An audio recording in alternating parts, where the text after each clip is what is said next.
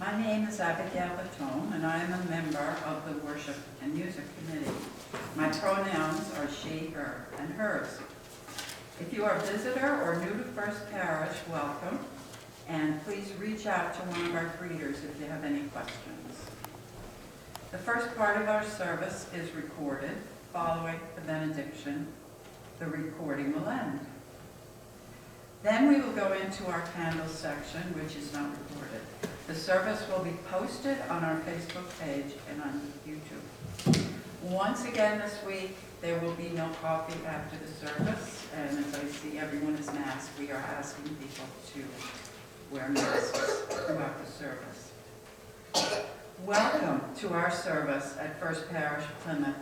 Our service today is led by our minister, Reverend Arthur Lavoie. The sermon is titled, Knowing Ourselves, Vision, Mission, and Covenant. Our technical services are provided by Paul Melville, and our live music is performed by Sandi, Hammond. Whoever you are, whomever you love, whatever you believe, wherever you are on your journey, let us walk together this hour. Good morning and welcome. I'm the Reverend Arthur Lavoie. My pronouns are he, him, and his. I am delighted to welcome everyone this morning and want to offer a special welcome to those who are joining us online, either through YouTube or Facebook or the local cable channels that will broadcast this service. We're delighted to have you part of our First Parish Plymouth community this morning, and hope that if you have any questions or want to get in touch with us in any way, our website is firstparishplymouthuu.org, and you can contact us that way. My contact information is there, as well as our office administrator. And there's also a link on that website if you'd like to leave a donation. We are offering we're trying some new filming platform, and so I want to thank Lydia for all your work in making this happen. And but that will not be broadcast until we perfect all the kinks in that system. There are like 5 cameras, and it will be spectacular once we figure out how to make it all work together and train some people to assist Lydia and to be here when she's not here. So hang in there with us as we work this out. There will be, once we have kind of a bit of a thing kind of put together, there will be an opportunity for people to look at a service or two. We'll send out a link, but nothing is really being put publicly until we work out everything and we understand what people's concerns might be or anything else. So thank you again for being here and for joining us this morning.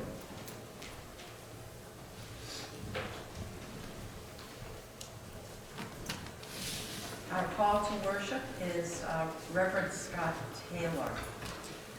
When the weight of the world tips us over, when the winds of the world leave us spinning, when the voices of the world lead us astray, may we remember that here, home is always waiting, with stillness to calm us, friends to anchor us, and voices to help us find our way.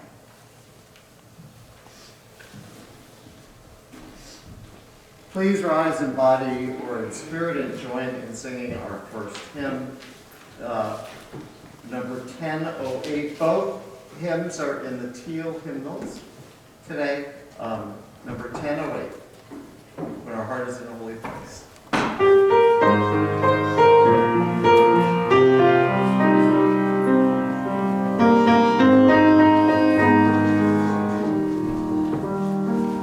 When our heart is in a holy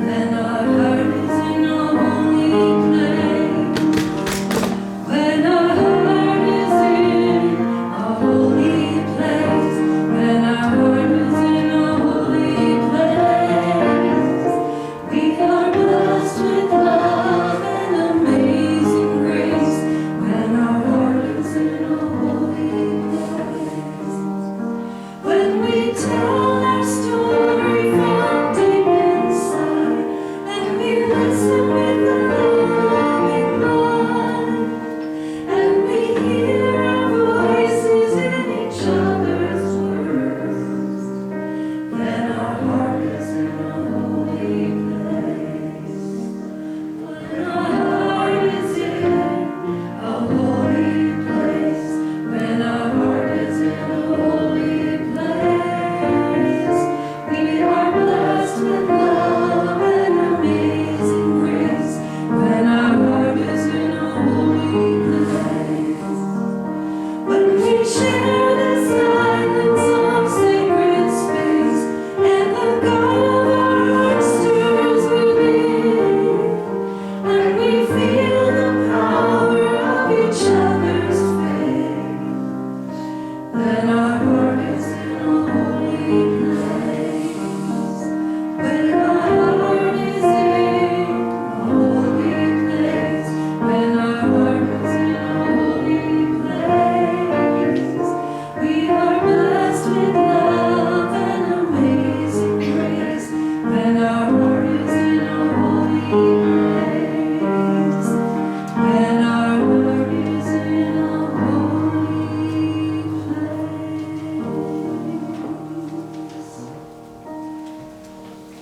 Please remain standing for our chalice lighting and repeat the words with me that are printed in your order of service.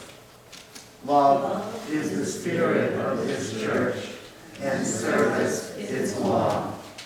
This is our great covenant, to dwell together in peace, to seek the truth in freedom, to speak the truth in love, and to help one another. Please be seated.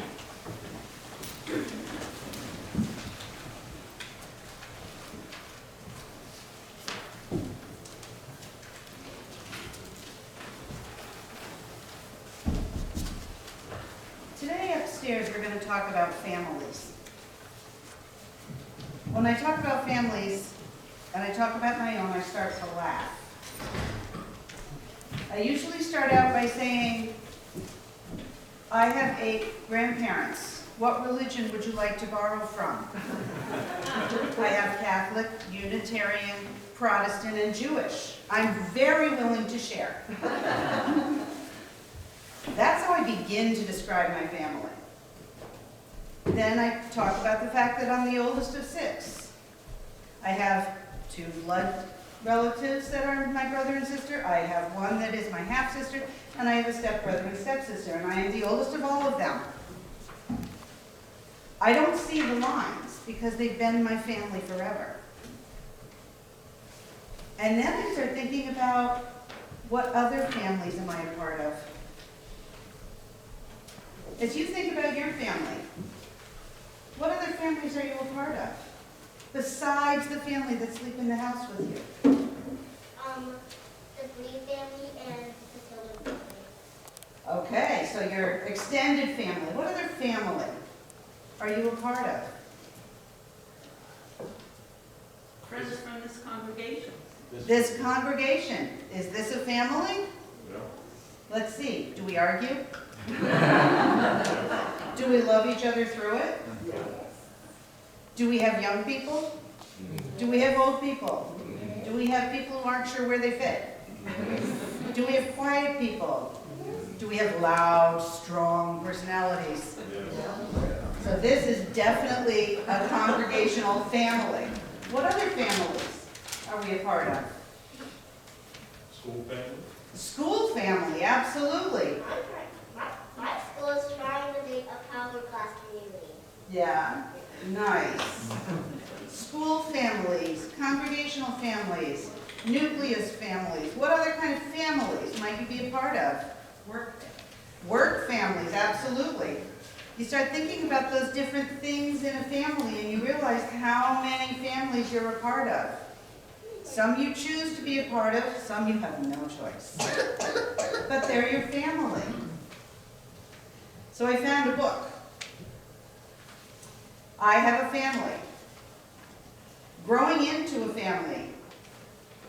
A Kid's Guide. Sounds simple enough, right? So it's a blow by blow. What do you do when you're part of a family? When your family changes, some things are the same. Even though lots of things are different, you're in your family, and you get to enjoy some of the things you remember. You get to have your celebrations. You get to have your dinners. You get to have your Saturday wake-up snuggles. You might have some new holidays, some new celebrations. Somebody new might climb in bed to snuggle you. But it's still the same. Everybody has feelings in a family. The important thing is that we listen to each other's feelings. And we say, I hear you. One of the expressions I love is when someone says, I see you. Because they're stopping to take in who I am and what I'm saying. You have to share your feelings with people in a family because it's the only way it's going to work. Do you have to share your feelings here in this congregation? Yeah, I think there's something really big going on about sharing. Coming right up. Yes. You have to work together. Do you have to work in your family to make sure everybody's getting along? Yeah. Yeah, it's not always easy, is it? Because I have a lot of people in my family. A lot of people. In this congregation, do we have to work as a family? Especially when we don't agree on parts of decision-making? Now, on page 25, this is my favorite thing. It said, practice, practice, practice. Think about all of the different families you've labeled today. Do you have to practice getting along, practice listening, practice speaking up, practice loving each other? Yeah, because it doesn't just happen like that. You have to practice. I just like first practice. I know school. Yeah. You lead them in the snap, and not like this. We wear like that. Yeah. So today, as you have your service, and as we go upstairs, we're going to be talking about family and practicing in that family to be kind and to listen and to be glad about the things that stay the same and open to the things that change. I wonder what conversations we can have after the service. And we're going to go on our journey of learning and discovery. This little light of mine, I'm gonna let it shine. This little light of mine, I'm gonna let it shine. This little light of mine, I'm gonna let it shine. Let it shine, let it shine, let it shine. Okay, we have two readings this morning. The first is an excerpt from Our Faith by Rosemary Gray McNabb. Unitarian Universalism is a non-creedal faith. Rather than a common theology, we are bound by our common history, our affirmation of each person's spiritual quest, and the promises we make to one another about the spiritual values we uphold. If you find over time that your personal credo no longer feels adequate to what you see and experience in the world, your Unitarian Universalist community will companion you through those changes. Your doubts and questions will never jeopardize your belonging. In this faith, which I serve most joyfully, we welcome doubts and questions, and we uphold one another amid all the storms of life. By no means are we, Unitarian Universalists, perfect. Even when we fall short, we return to this essential work of justice and liberation for all. We do the best work when we remember what church is and what it is not. Church is not a place to hide. It is not the place to get away from the world. It is not a place where we get to pretend that the lives we live and our particular situations are not terribly complex, often confusing, and sometimes depressing. Church is the place where we stand with one another, look the world in the eye, attempt to see clearly, and gather strength to face what we see with courage, and yes, with joy. And our second reading is by Reverend Monica Jacobson Tennyson, The Heart of Our Faith. What is it calls you here, that calls you onward, that calls you inward, that leads you homeward? What is it that gives you the power to make that change, to ask that question, to take that journey? What is it that says you have done well, that asks you to learn more, that brings you to stillness, that holds you up in hard times? It is relationship, the beating heart of our faith. It begins when we share this hour, our truths, this air, our hearts.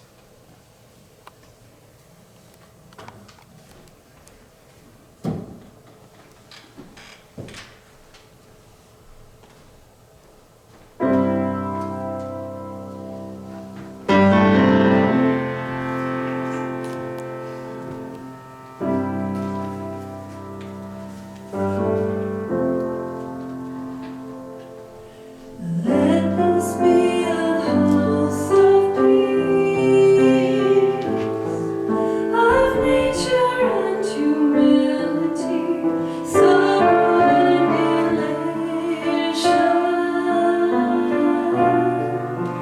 Let this be our house, a haven for the healing, an open room for question and our inspiration. Let this be a house of peace. Let this be a house of peace. Let this be a house of freedom,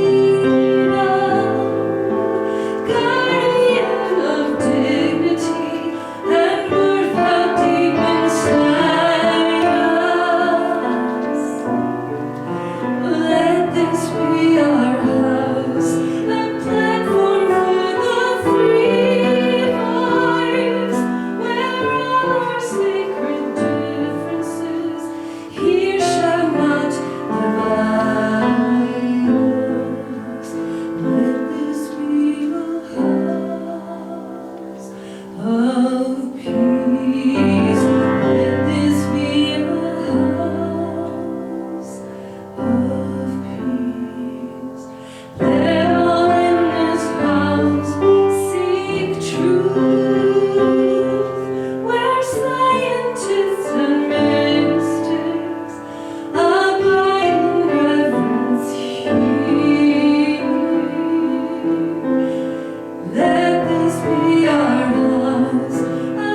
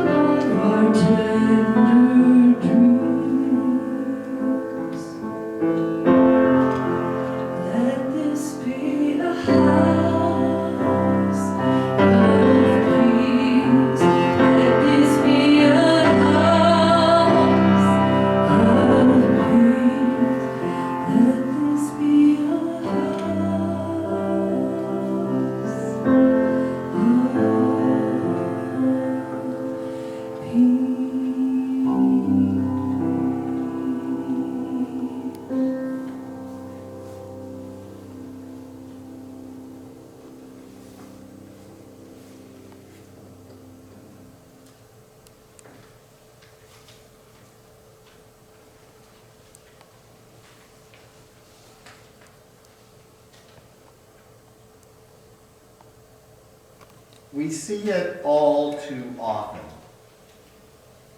A relationship, a close friendship, a family even, that is torn apart by some crisis that at first doesn't seem to be too serious, at least not to our eyes. At the root, though, it turns out that there is some fundamental difference in how people perceive that particular relationship or set of relationships. We are sometimes left scratching our heads saying, what just happened? What went wrong?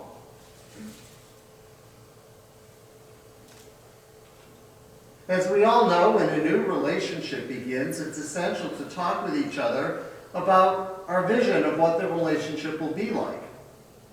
It's important to share viewpoints about what we might want in a relationship.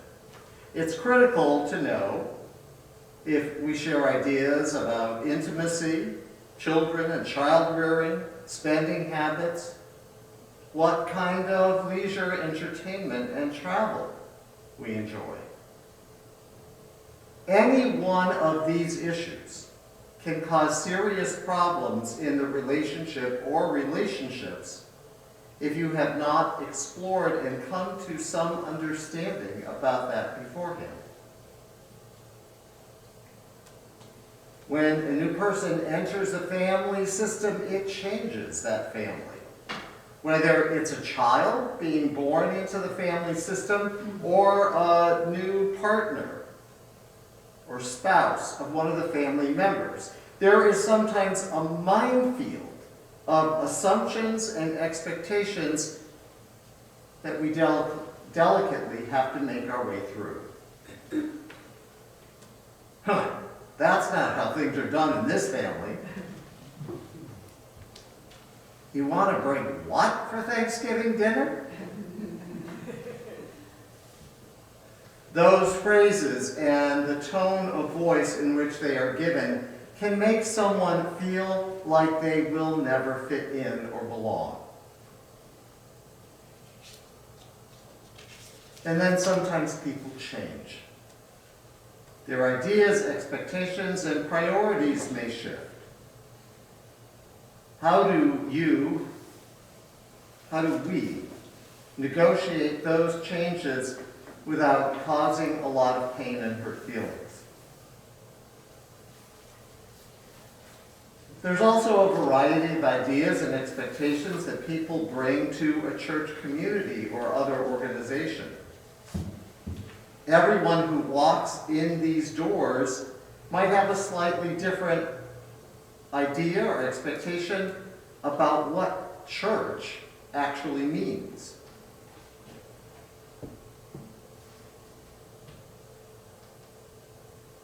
Different thoughts about what happens here or what should happen here. These may lead to conflict and even trauma if there isn't both some flexibility in the group to welcome and accept people with other ideas, and also set up some guiding principles. A shared mission and vision, and a covenant, common understanding of how we relate to each other and deal with differences. Because we allow ourselves to be vulnerable, church touches some of the deepest places in us.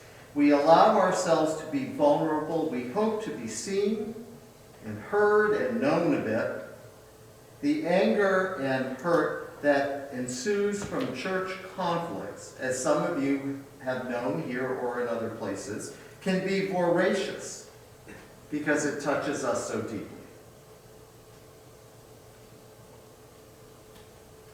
In 2005, I was called as the minister of First Parish in Dorchester.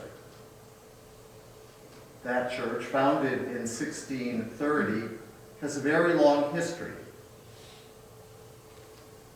In the years before my arrival, it had fallen on some difficult times and had had 7 ministers in the previous 15 years.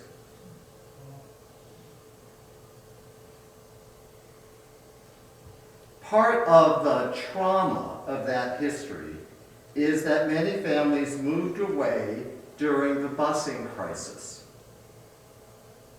in Boston, of course. Those that remained did not know how to deal with or have the leadership to help them deal with the changes in the neighborhood.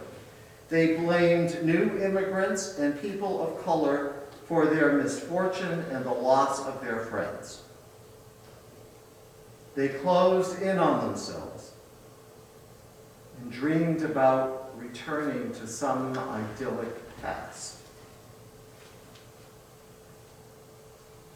In our first reading, the Reverend Rosemary Bray McNabb, one of our African American ministers and currently the president of our seminary on the West Coast,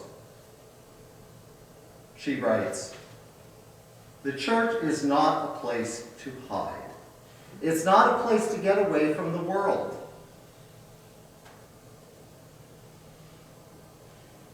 It's a common characteristic of church life that many people want that from church." In the 2 years before my arrival in Dorchester, there were new people who joined. They weren't afraid of the multicultural and multiracial community that Dorchester was becoming. They were more interested in engaging with the local communities that were now part of Dorchester.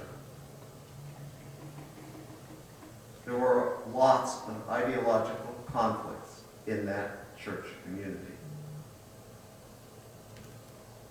There was a fundamental paradox, or polarity as we sometimes call it, in church life.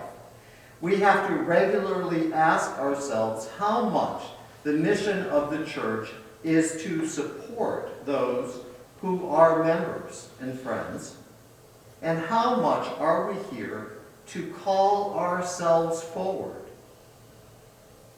to engage with our spiritual selves and to engage with the community. What is our pastoral mission? And what is our social justice mission? That's another way to describe this polarity. Both are important. Both offer great value to the people who come here. And the tension between them can erupt in conflict. Naively, I thought that if I supported those who wanted to be more involved in the community, the others would see that we were once again building a thriving church, and they'd come along.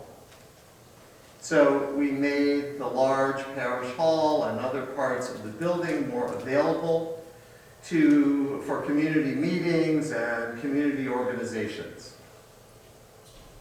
The Mather School is just next door to the church. Somebody. Marcus went to the Mather.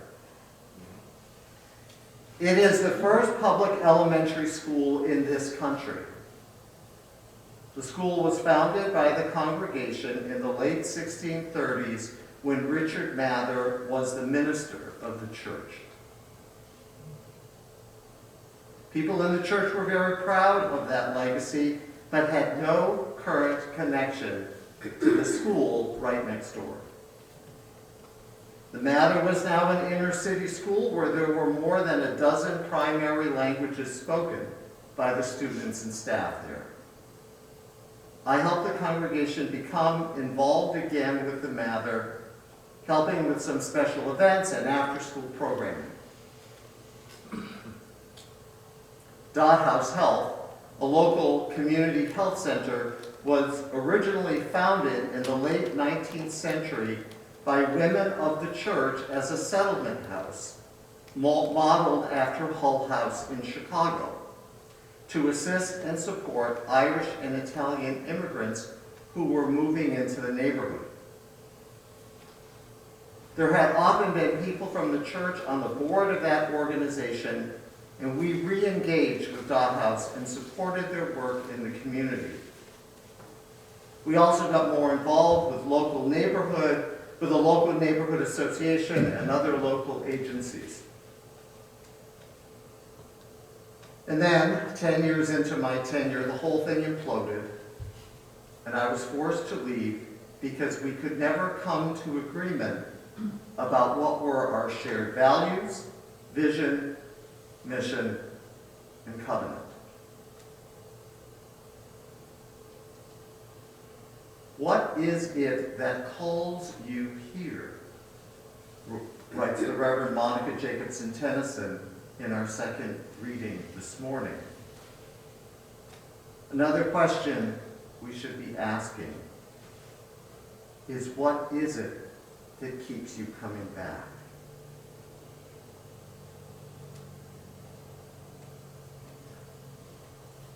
For those of us who were here, if we can remember back to the fall of 2019, it was the beginning of my second year here, we started to explore some of these issues. We put butcher paper, does anybody remember the butcher paper along the wall out here, along the wall, in which we invited people to put Post-it notes about things they knew about or even remembered in the church's history.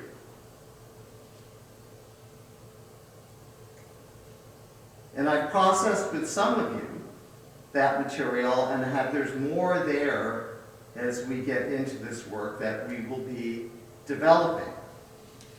At the beginning of 2020, we started talking about shared values. We had small group conversations about that on March 8th.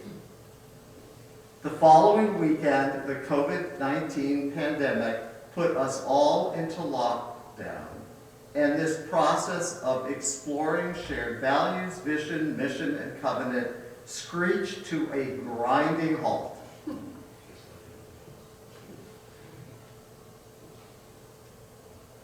So if it seems a bit weird to be picking this back up now, yeah, it is. We've settled into a bit of a groove and things have been going well. But we know, and some of you have experienced firsthand, the ways that conflicts can emerge and tear a church apart. It's important to put these systems in place while tensions are low and people are feeling good about each other.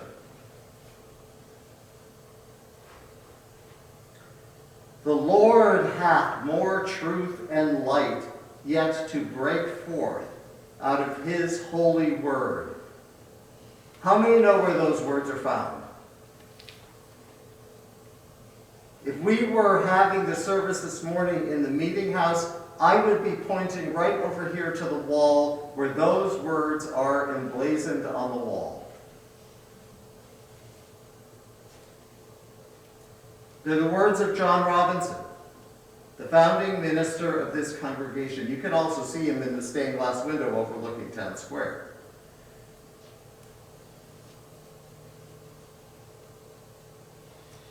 It was part of a sermon that he gave in the spring of 1620 in Holland as part of his congregation was getting ready to leave to sail to these shores. That's a very strong statement of his vision, and it's unusual for Puritan times because he was declaring that there is more to be known and understood about the ways of the sacred, about who we are called to be. Well, we did some small group work on Zoom 2 years ago to explore what your vision would be today, and we'll talk some more about this in the spring. So if that vision, if your vision for yourselves, for your lives, for this church, is a broad brushstroke idea of what the church means, then your mission is a statement of how you put that into practice and live that out in ongoing programs and activities here at the church. A covenant outlines a set of promises and agreements you make with each other about how you're in relationship together and how you handle disagreement and conflict. So, if you haven't already signed up, we're going to invite each of you to join a small group that will meet once a month for the next 4 months. These will be structured and supportive groups where everyone will be asked to speak from their hearts, and we will practice a deep listening process with each other. The transition team, Paul, Linda, Cheryl, and myself, will compile the results and put something together for everyone to look at and vote on at an upcoming congregational meeting. The process of having these conversations and exploring these issues together is as important as the outcome for all of us. Everyone's presence and everyone's voice are important.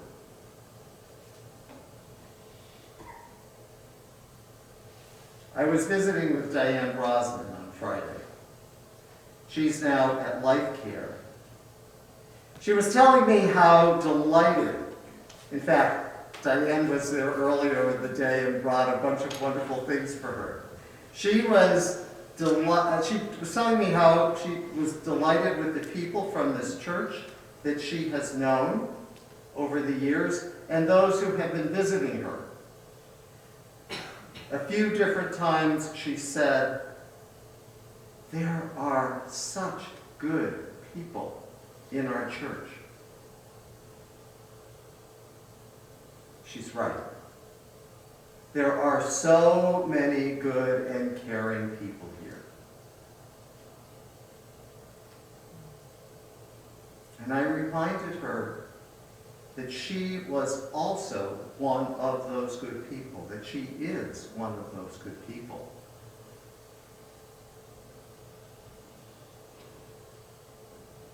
Over the years, she has done so much for people here at this church. She's 91. Kindness and compassion engender kindness and compassion in return. As the Reverend Rosemary Gray McMahon says in our first reading, church is the place where we stand with one another, look the world in the eye, attempt to see clearly, and gather strength to face what we see with courage and, yes, with joy. May it always be so. Amen. And blessed be. Our closing hymn is The Fire of Commitment, number 1028. 1028 in the Teal Hymnal.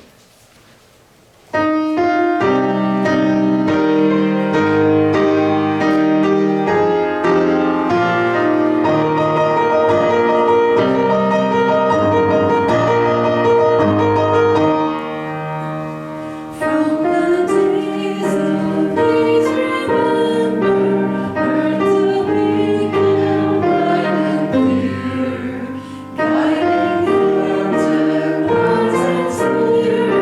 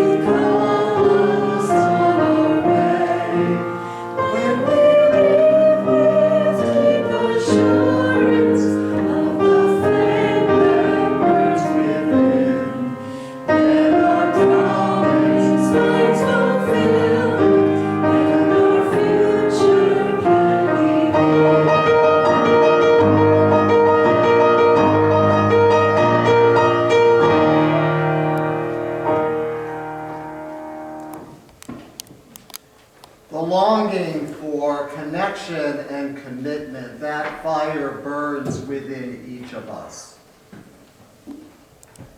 We are always ever hopeful that this may be a place where we can realize some of that connection that we so need in our fractured lives today. I invite us all to work together to make that happen. Amen, and blessed be. Please be seated.